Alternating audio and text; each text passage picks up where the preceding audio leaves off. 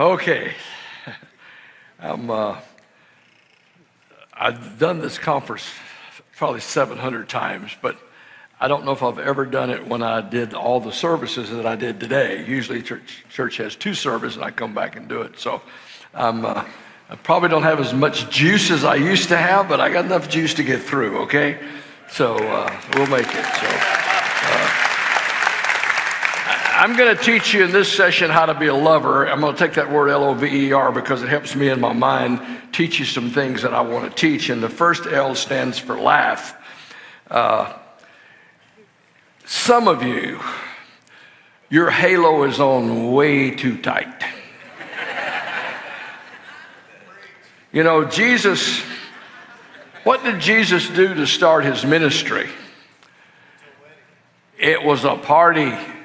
The wedding feast at Cana. I won't do the water wine deal. I did that in children's church one time and said, why did Jesus turn the water to wine? The little kid said, to keep the party going. So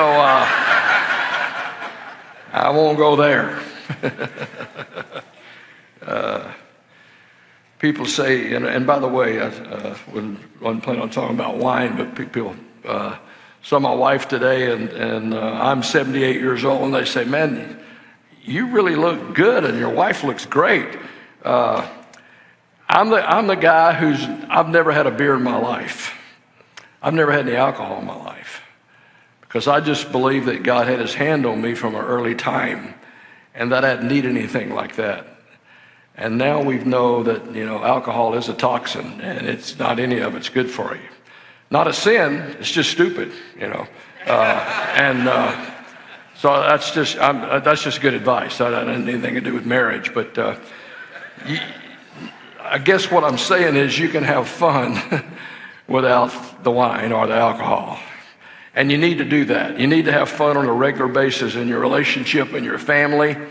That means you take vacations. You have family time where you go and just to have fun. Now, again, you have to decide in advance what your expectations are. That will keep it from being psycho, remember, instead of logical. Because a lot of times vacations mean different things to different people. Like if your idea of a vacation is, I'm just going to do all the activities. We can plan this, do this on Monday, this on Tuesday. And your mate's idea of a vacation is do nothing, all right? Well, you better talk about that in advance before you get on vacation, while it's logical and not, because it'll be psycho on vacation. It's like once you get there, it's, well, you did this last year.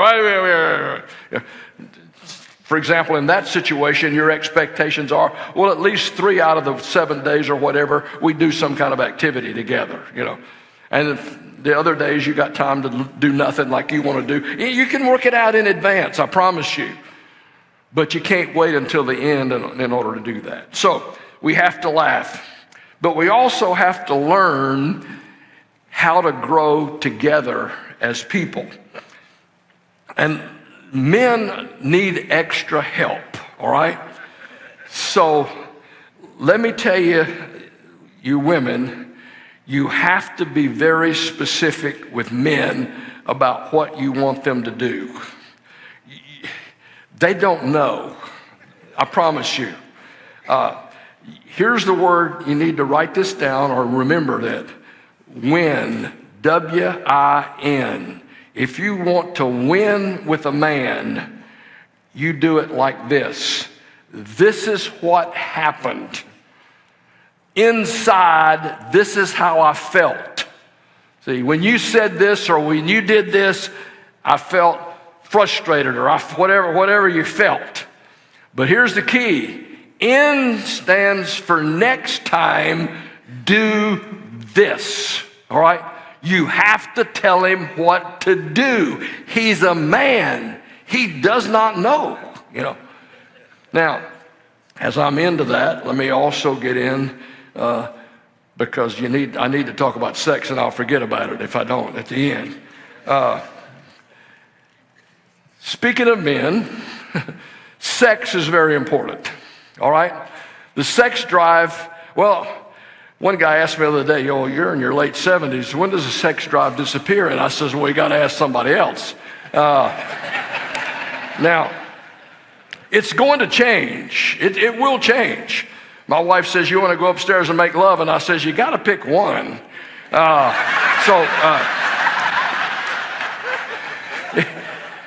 Just don't have the energy you used to have.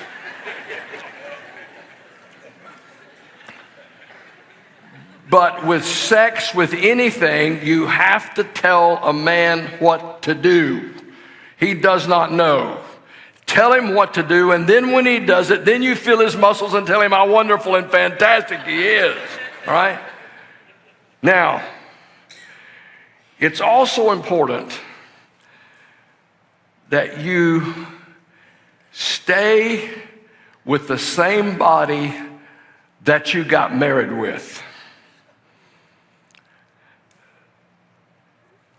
We sometimes think spiritual things are like reading the Bible and Bible study. Let me tell you, if you're married, working out and staying in shape is probably more spiritual than going to some Bible study and finding out what Jeremiah did. All right?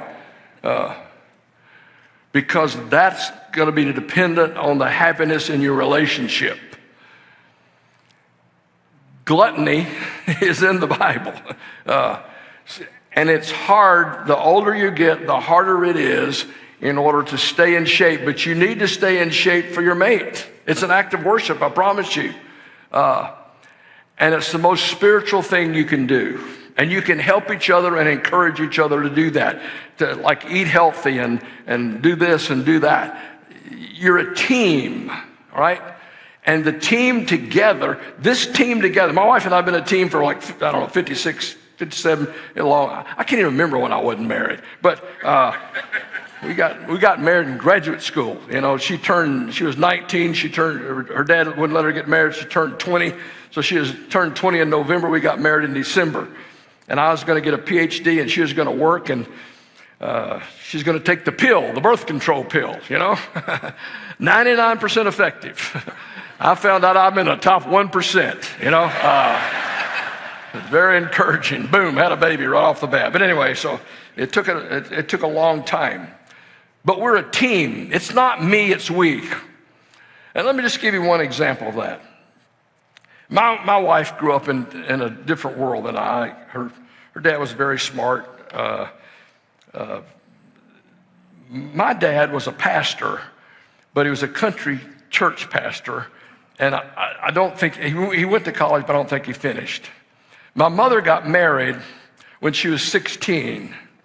All the kids are born in a house. My grandkids can't believe it. I was born in a house. I said, we're so poor the lady next door had to have me. I mean, we were poor. But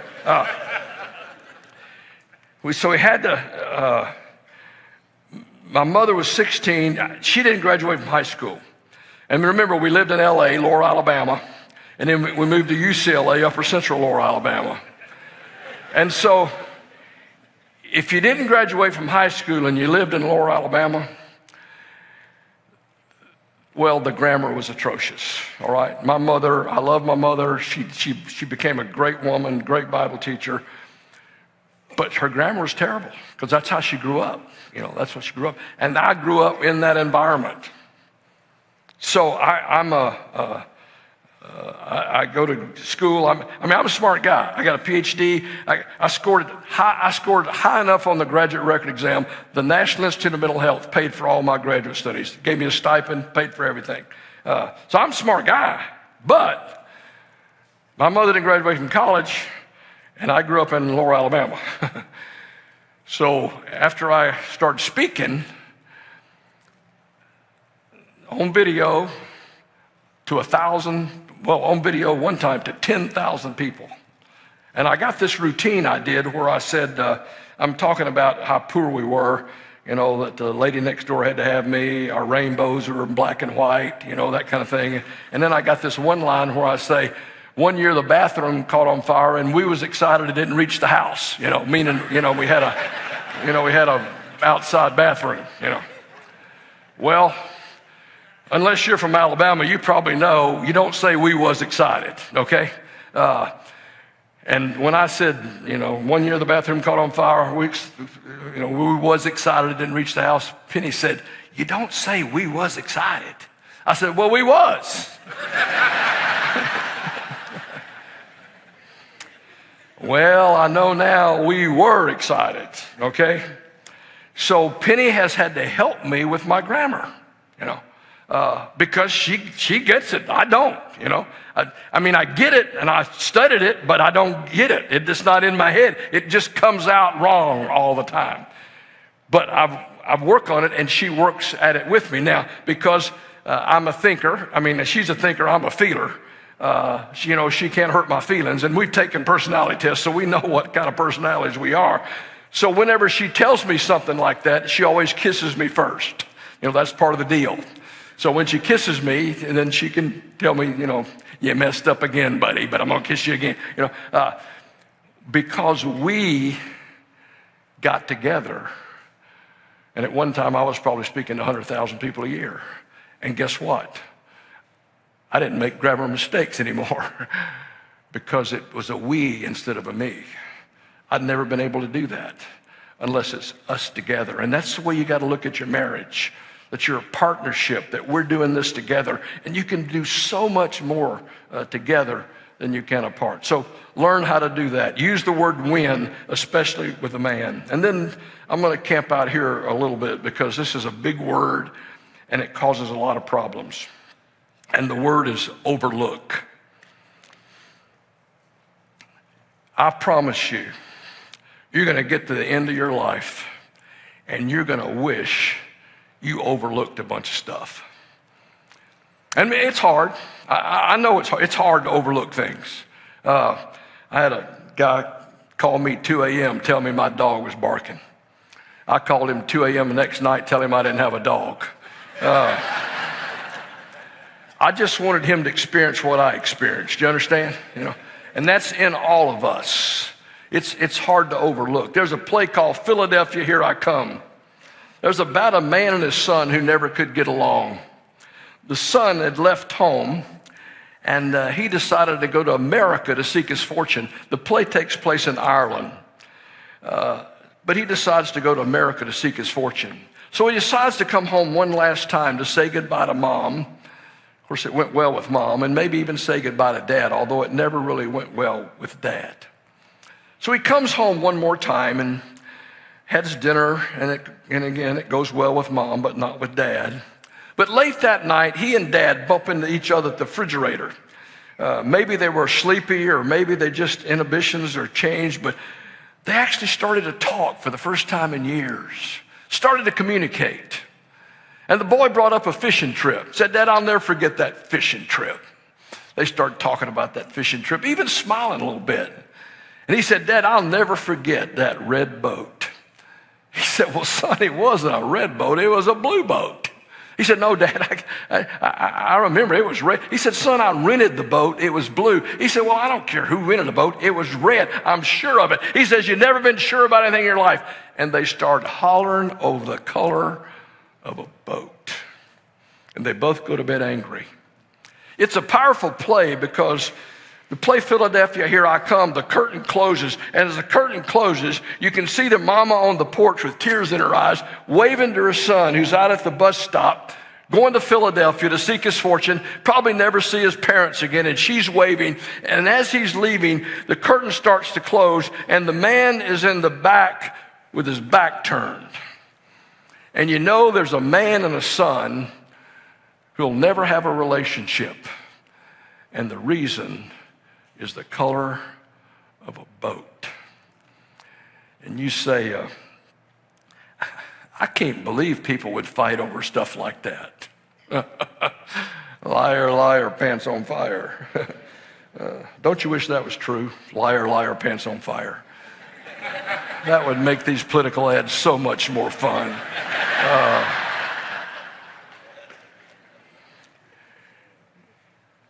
I've been a psychologist for many years. You won't believe what people fight over. Matter of fact, I probably wouldn't believe what you fight over.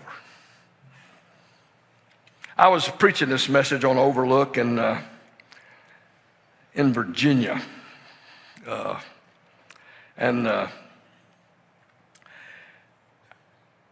I told him about the story that happened to me in North Carolina. I was back when I used to sell books at the back of the table.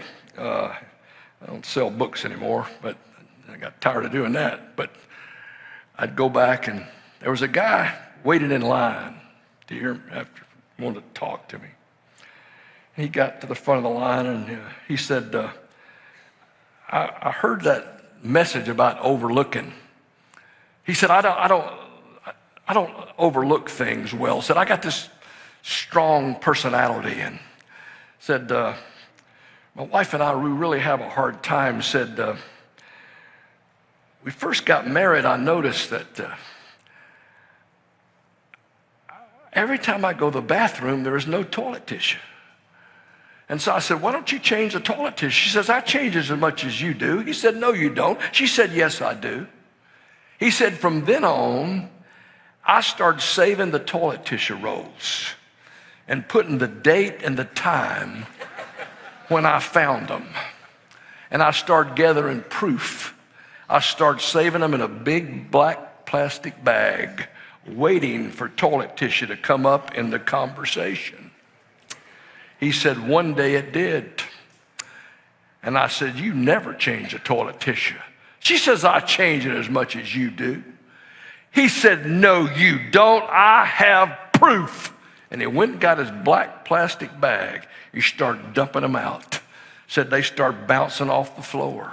He said, I started screaming at my sweet wife. There's a date and time on every one of them, lady. I got proof. I got proof. She said she picked up one of those cylinders and saw the date and time and said, you're sick. He said, I'll show you who's sick. We're going to go see a psychologist. And he packed up all of his cardboard cylinders and went in the psychologist's office. And the psychologist says, how can I help you? He said, I got a lady that never changes toilet tissue, and I got proof. He said, I started dumping the cardboard cylinders on top of the psychologist's desk. And he looked at me and said, you're sick. I carry these around. If I can get this open. And the reason I carry it around is because I'm sick. And the reason I carry it around is because you're sick. You have the ability to get downright angry over stuff that does not matter. Matter of fact, back to the church in Virginia, I decided that this uppity church in Virginia, you ever been to those uppity churches? You used to probably preach some of those uppity churches. They got the chairs up there on those uppity churches and the choir, and everything's uppity. They talk uppity, they sing uppity, everything's uppity. And so I decided I'd tell my toilet tissue story there, and I could tell it wasn't going very well. And after it was over, I had to go sit by the pastor in one of my uppity chairs, and he was kind of looking at me with anger in his, so I decided in front of everybody to hand him the toilet tissue, He takes it and slammed it into his pocket, and he's looking at me like that. And, well, what I'm really thinking is, do I have a check yet? That's what I'm really thinking. But we walk out of the building, and we go downstairs, and he turns to me, and the anger starts to drain out of his face. He said, I know you probably thought I was a little upset on the platform. I said, yeah, that vein's popping out. That's usually a clue, He said, you won't believe what happened. He said, my wife and I have been married 33 years. This afternoon, we got in one of the biggest fights we've ever gotten in. It was over toilet tissue. I thought she called you and told you about it.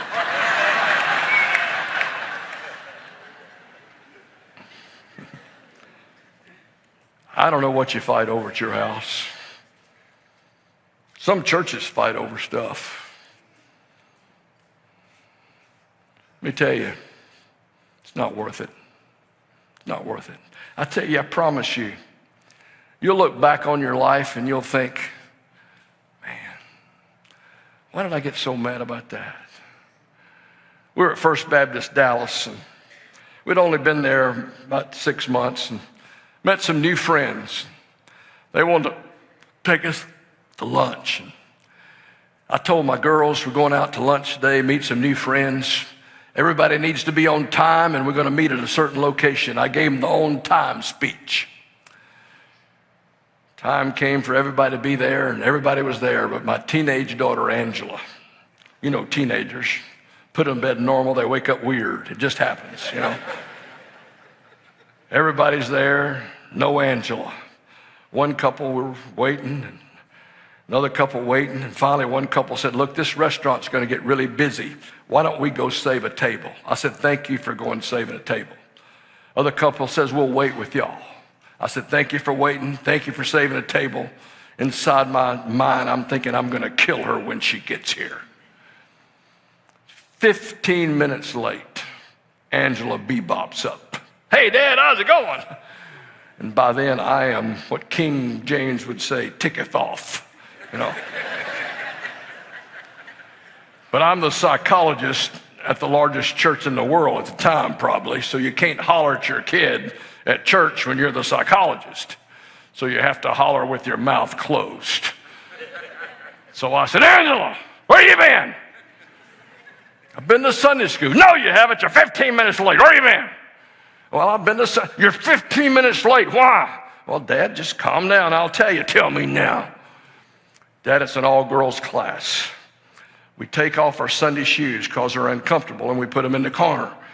And then we put them back on when we leave. But somehow during break time, the boys snuck in our room and stole our shoes and hid them. And it took us 15 minutes to find them.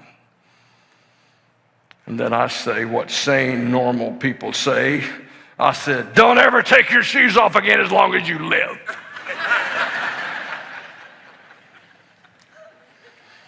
I call them parental stupidisms. They're things that make no sense whatsoever, but they feel good when you're saying them, you know. Like a kid's in a tree, you say, you fall out of that tree and break your leg, don't you come running to me.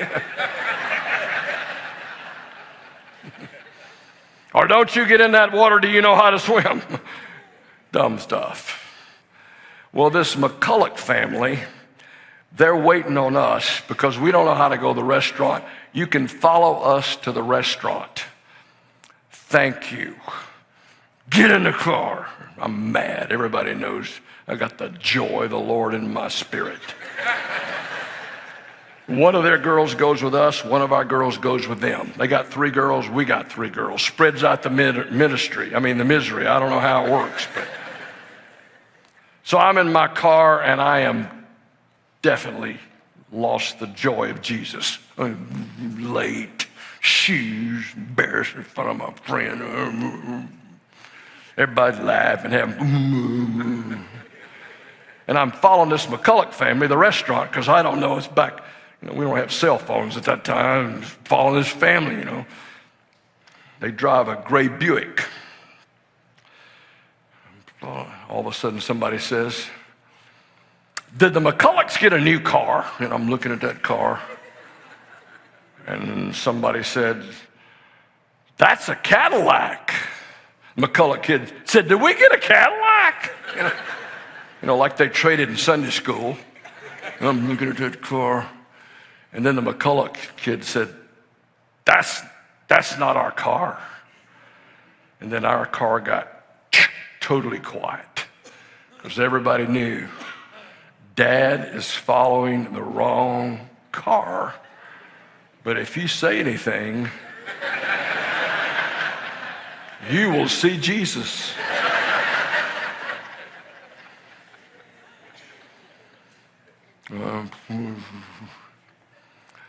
Finally, I pull over and say, Angela, I'm sorry.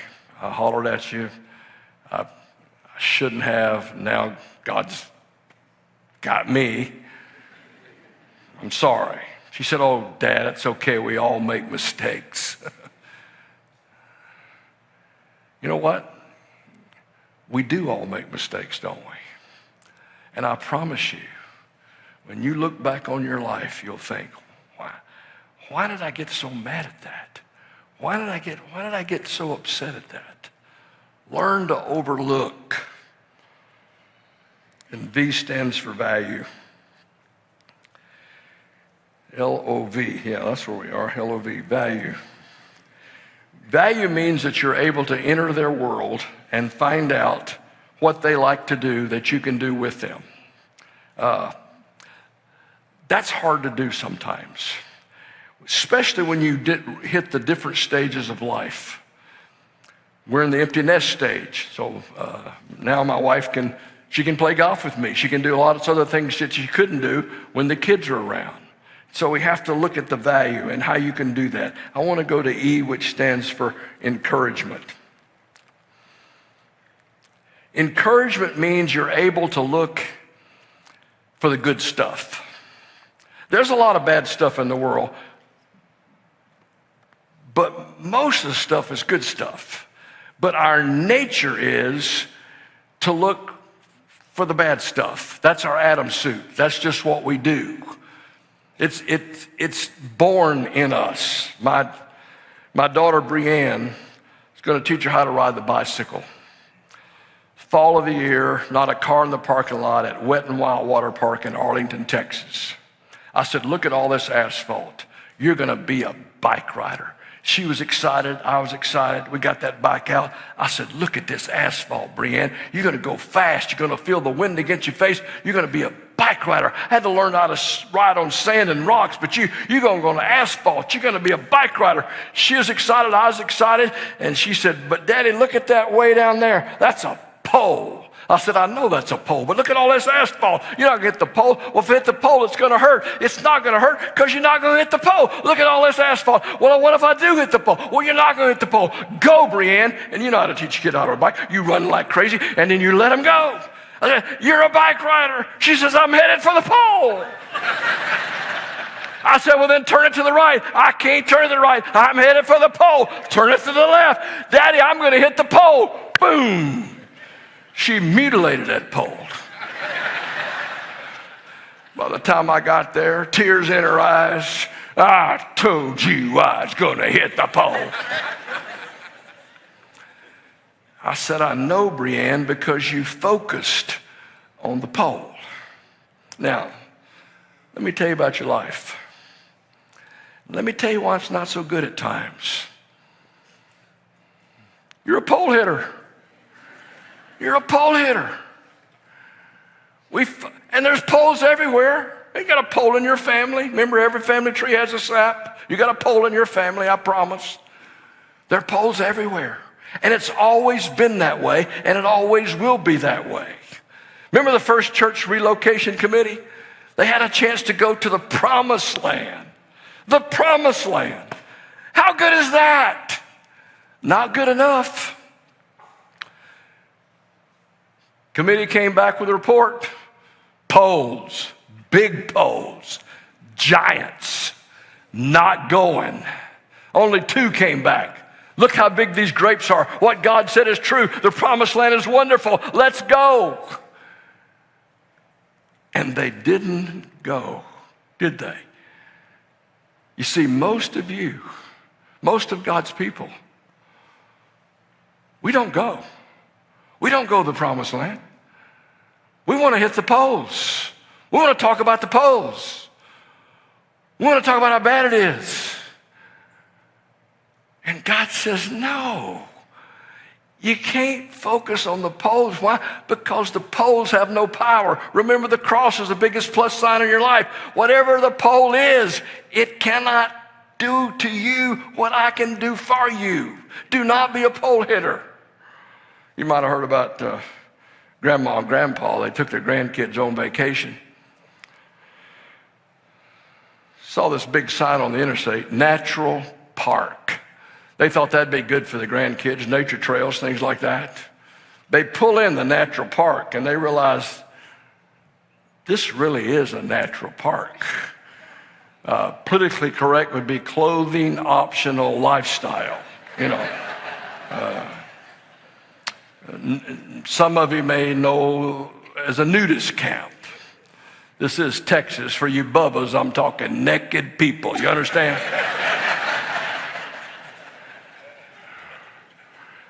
They got their grandkids. They pull in. Here comes 4 people on bicycles, dressed as jaybirds. Not a stitch. They're trying to put the hands up so the kids can't see, but you know, kids, look at them, Papa, look at them, Papa, look at those people, look at them, look at them, look at those people, look at them, look at them, look at them, look at them, look at them. They don't have, look at them, they don't have their safety helmets on.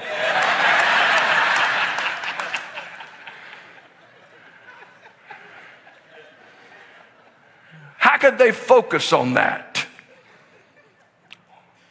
Well, they focus on that because that's what they were taught all their life to focus on. You know what the book says? You're to focus on things that are praiseworthy. You're to focus on the good stuff. Because remember, with God, any stuff can be the good stuff, you see. So we have to change the way we think. We have to renew our mind. And God says that's the secret to not only a great marriage, that's the secret to a great life. Now, V stands for value. E stands for energy. And I sometimes when I use that, I use the word exercise. I've talked a little bit about that earlier. Some people say this to me: why doesn't the Bible talk a lot about exercise? Because they walked everywhere they went. That's pretty simple, all right? They didn't have cars. And so everybody got plenty of exercise, so they didn't have to talk about it.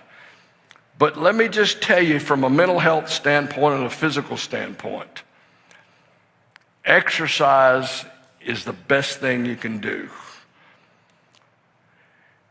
Every research study that looks at depression, and that's the most common thing, mental illness we have, depression.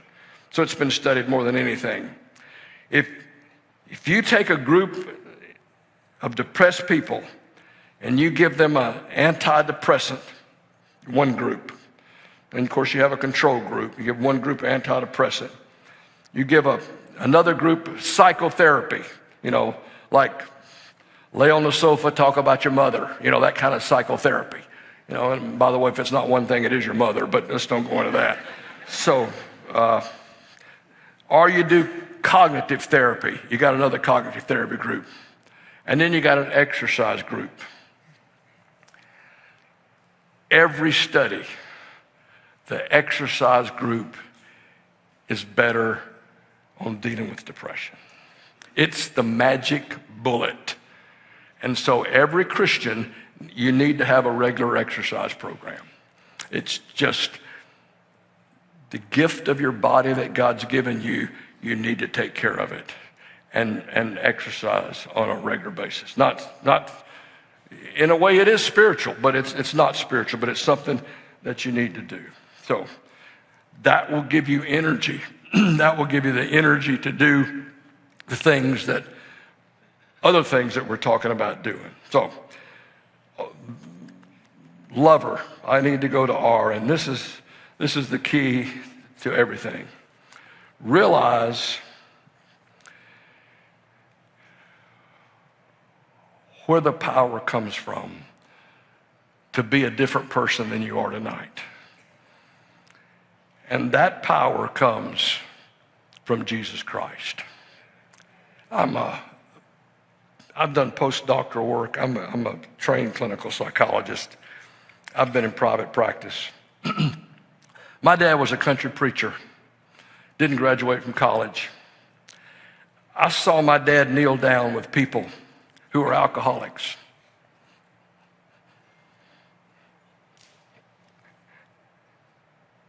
Pray with them.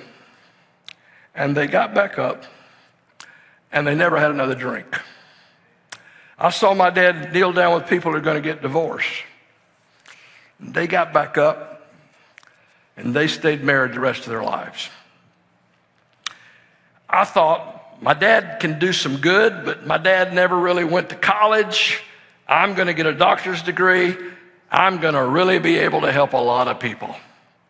So I go to graduate school, and the professor who was teaching me marriage counseling was on his third marriage.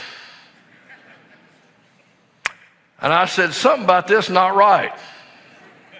And then I went to my addictions course, and they said, there's not much we can do for alcoholics. About the only thing is the 12-step program, which involves a higher power. And I thought, well, psychology is nice. But if you want to change people's lives, you better understand the power of God. Because that's where the true power is. So, how do you get that? How do you get that power?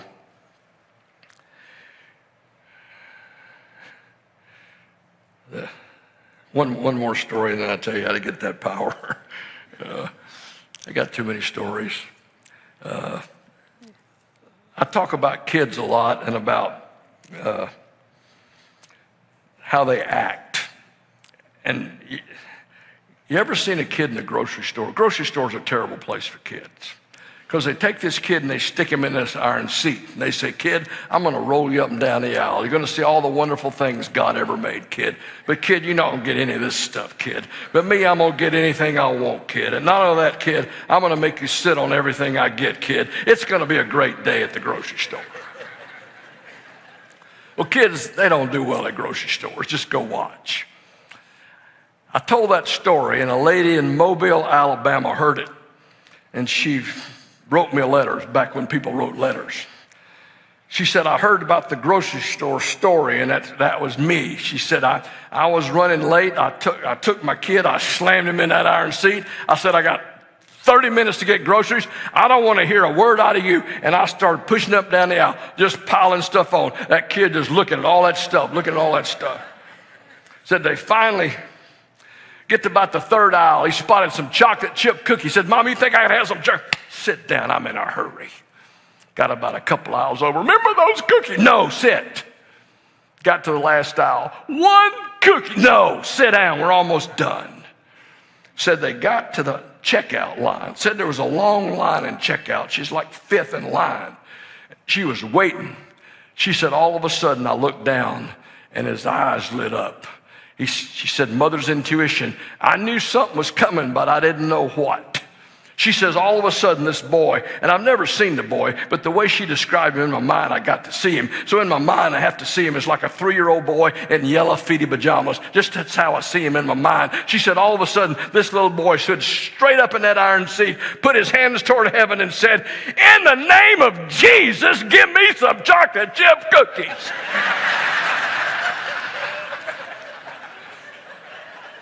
She said the whole place erupted in applause. They just started clapping. She said, I didn't know what to do. I ran and got the chocolate chip cookies.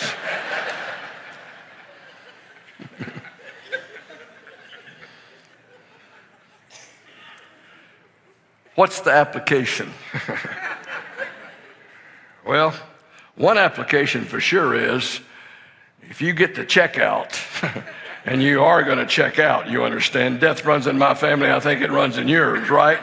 Come in this world, no teeth, no hair, no bladder control. That's how you're going out. You're going to die, right? It's a short trip from diapers to Depends.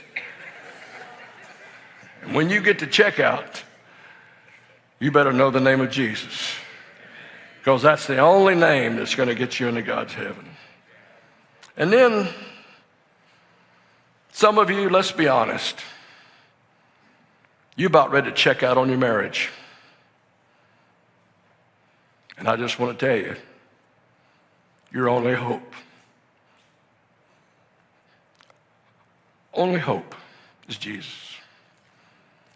You can't do it for you, and you can't do it for him, and you can't do it for her. But he'll let you do it for him. And he'll give you the power to do it. You see, once you decide that you're going to live for him, he becomes your partner.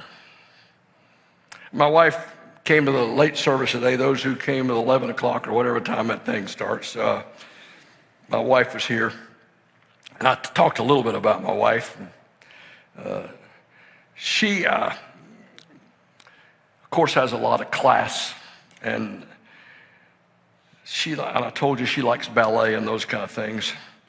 And I happened to actually read a story about ballet, which I was going to tell my wife, but it ended up being a great illustration. The New York City Ballet, somebody gave them $1 gazillion, like a bunch of money. And here's why they gave him a bunch of money. They gave him a bunch of money to get the master dancer to come and dance with him. The master dancer, which I'm blanking on his name now, comes to dance with him. Baryshnikov, is he a dancer? I don't know, seems to know about ballet, but let's make up a name. Some famous dancer. To come and dance for the New York City Ballet. And the dancer decides to come, but he says this, I'm not going to dance an individual solo. I'm going to pick somebody out of the audience. I mean, not the audience, the repertoire. I think that's what they call them, of the ballet. And I'm going to work with them, and we're going to do a duet. So he picks this lady, and the guy writing the article says, her name is Gelby Kirkland, and the guy writing the article says, it was a terrible choice. He said, I just couldn't believe he chose, this woman would be his choice. Said, she's one of our weakest dancers. Said, she does not have any really strong dance moves. She definitely has no personality. And it was just a very poor choice. But he said, it's my job to write about these things. So after 2 weeks, the concert started, the ballet started, and I was on the front row. And out came Baryshnikov, and out came this lady, Gelby Kirkland. And I thought, well, he must have read my article. He picked somebody else. It didn't even look like her. I thought, he got somebody else. But then I looked on the program, and it said Gelby Kirkland. And I looked back, and I thought, well, I guess that is her. She just looked so different. And then she started to dance. He said, I was blown away. I couldn't believe the dance moves. I couldn't believe the person, almost like she had charisma. It was like unbelievable, the transformation that happened in this lady as she became this wonderful dancer before my very eyes. But here's the comment that got my attention. He said, I was blown away by the transformation that occurred in this lady's life when she partnered with the master. My friend, that's Christianity. This world, your mate, your kids ought to be blown away by the transformation that occurs when you partner with the master. Now you say, Charles, okay, I need this power in order to save me from myself, because that's generally what we're doing. You're trying to save yourself from yourself because your Adam suit, remember, does not want to be kind. Your Adam suit does not want to give in. Your Adam suit is selfish. And you'll never be able to get rid of that Adam suit. It's always there. It's always wanting what it cannot have. And you have to have another power that can overcome that Adam suit. But how do you really get it? Because most of you know what to do. Let's be honest, you know what to do. You just don't have the power to do it. How do you really get that power? Well, the Bible's very specific. In Acts, first chapter, it says this. Jesus is going to go back to heaven, and he turns and he tells all of us, well, the disciples who are there, I'm going to heaven. I'm going to leave it to you guys to be my witnesses. But then there's a little phrase in there. You will receive power to be my witnesses in Jerusalem, and Judea, Samaria, and the other parts of the world. Here's the bottom line of everything I teach.